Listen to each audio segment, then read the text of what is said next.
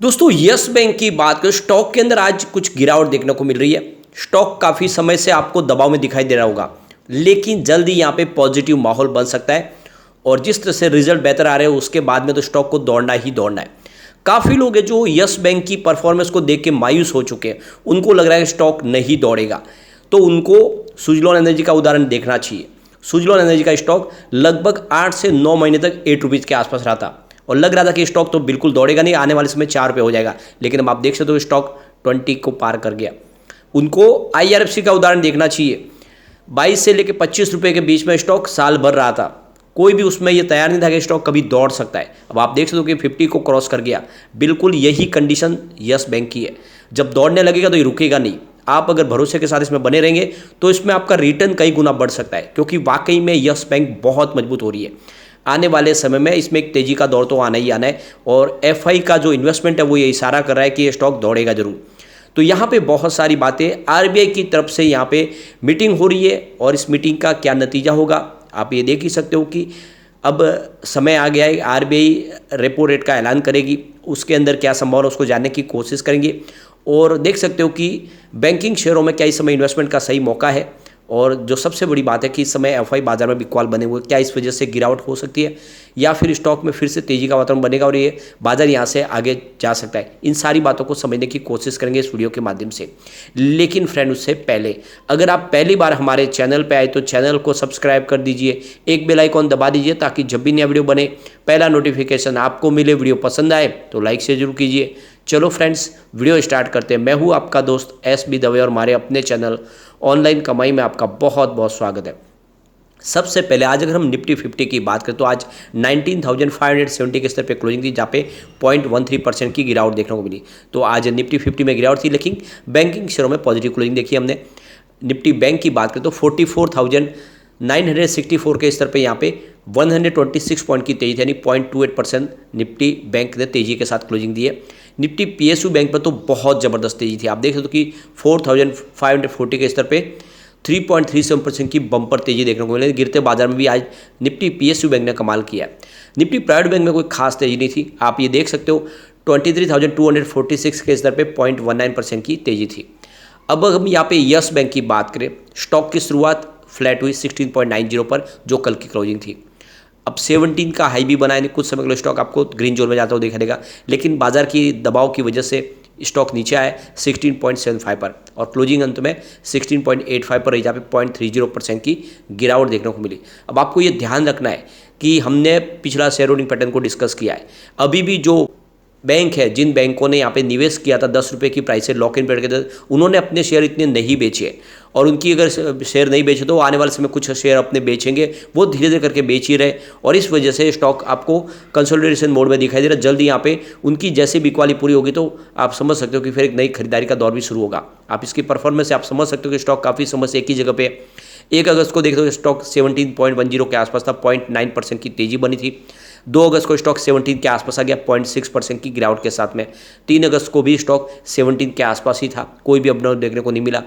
4 अगस्त की बात करें तो 16.95 पर स्टॉक आया 0.3% की गिरावट के साथ में। 7 अगस्त को 16.90 के आसपास था, 0.3% की गिरावट के साथ, और आज भी स्टॉक वहीं पर है। तो ये तो आप समझ ही सकते हो स्टॉक लगभग एक ही जगह पे आपको ट्रेड करता हुआ दिखाई देगा। और बाजार में अभी फिलहाल FI बिकवाल बने हुए, इस महीने में लगातार उनकी बिकवाली जारी है। आप देख सकते आज उन्होंने 10,721 रुपीज़ का नया इन्वेस्टमेंट किया, लेकिन सामने 11,433 रुपीज़ की बिकवाली कर दी।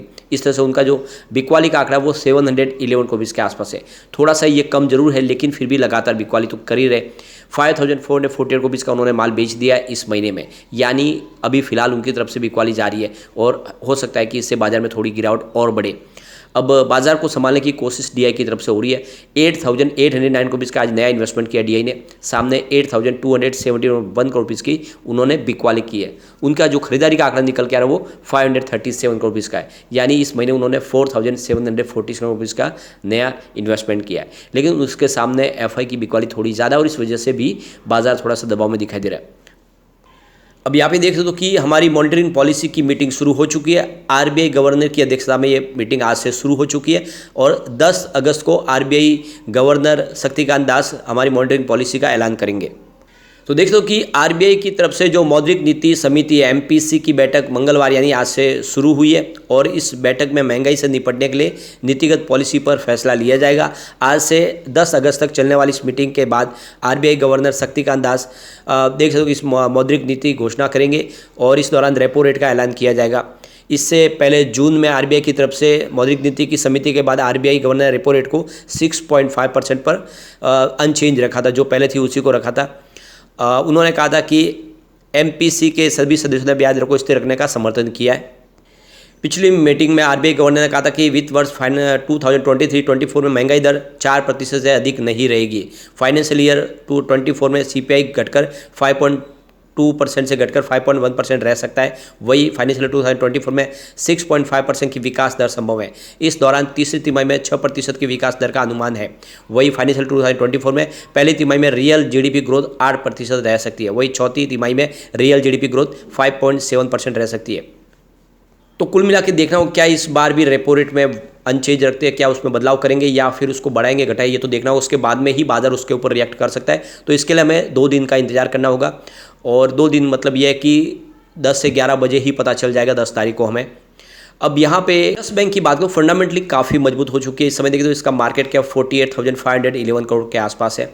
करंट प्राइस 16.90 की है, लो इसका 14.40 का और हाई 24.80 का है। तो काफ़ी अच्छा दौड़ा था स्टॉक लॉक इन पीरियड के पहले, लेकिन जैसे मार्च में लॉक इन पीरियड खुला उसके बाद में दबाव में स्टॉक आया और लेकिन अभी भी अच्छी खासी इसने एक पोजीशन बनाई हुई है। स्टॉक का पी 63.10 का है, बुक वैल्यू इसकी 13.80 की है, आरओसी इसका 4.94% है और आरओई 1.99% है, फेस वैल्यू 2 है। तो देख सकते हो कि फंडामेंटल काफ़ी अच्छे है। इस लेवल के प्राइस देख के लग रहा है कि ये स्टॉक तो ऊपर जाने की पूरी संभावना बनी हुई है।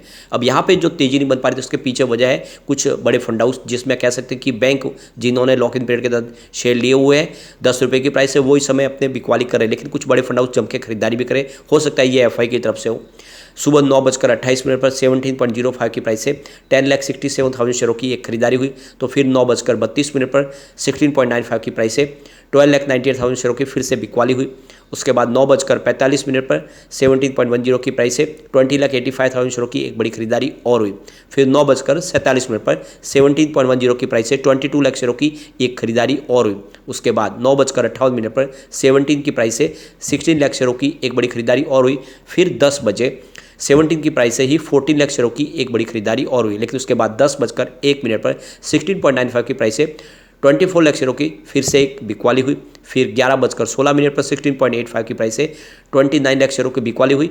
फिर 11:19 पर 16.80 की प्राइस से 18 लाख शेयरों की फिर से बिकवाली हुई। लेकिन उसके बाद 11:41 पर आप देख सकते हो 16.95 की प्राइस से 48 लाख शेयरों की ज़बरदस्त खरीदारी हुई, यानी किसी बड़े फंड हाउस ने जम के खरीदारी की इस लेवल पे।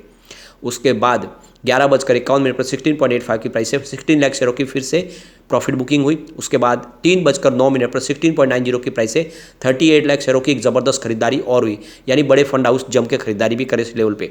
और 3:28 पर बाजार क्लोज होने के समय 16.90 की प्राइस से देख सकते हो यहाँ पे 42 लाख शेयरों की एक बड़ी बिकवाली हुई और इसी वजह से स्टॉक थोड़ा सा आपको नेगेटिव जोन में ट्रेड में आपको क्लोज होता हुआ दिखाई दिया।